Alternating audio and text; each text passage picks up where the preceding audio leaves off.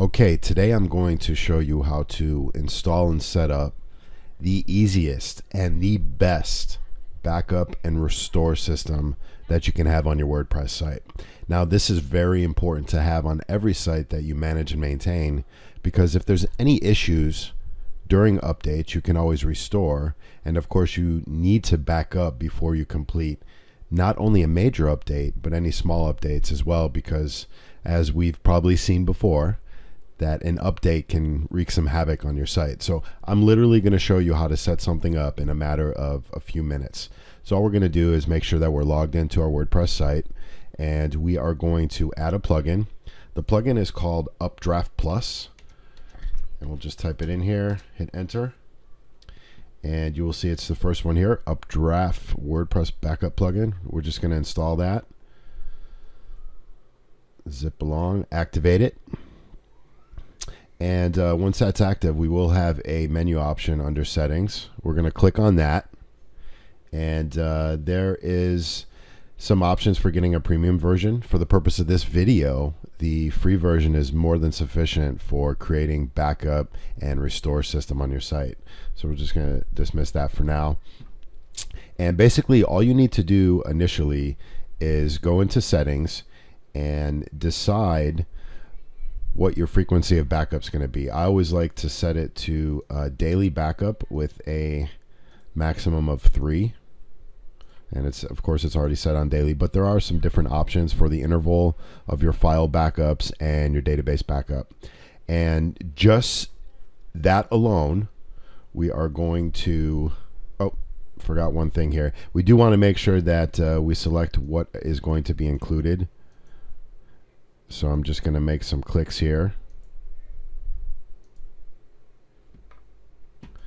And then we're going to save changes. So what that did there is it made sure that I'm going to back up my plugins, my themes folder, my uploads folder, and any other directories found within WP content that may be relative to some of the plugins and themes that we're using.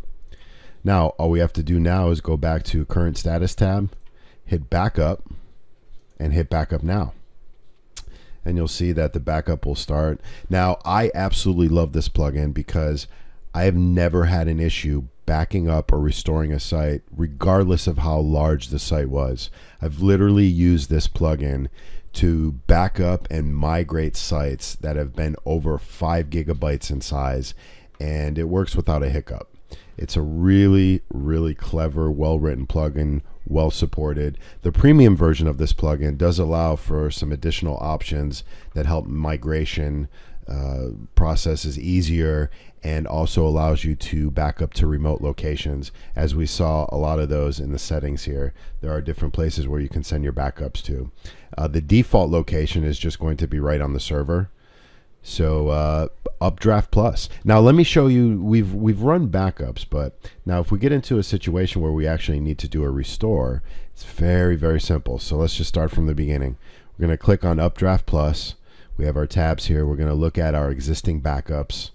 If I actually wanted to restore from the backup file that I just made, I would hit restore, and then depending on which files and or database I want to back up, I would just put check marks next to all these.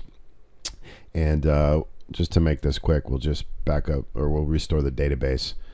I'll hit restore. It's going to retrieve that backup. It's going to tell me it's ready to proceed.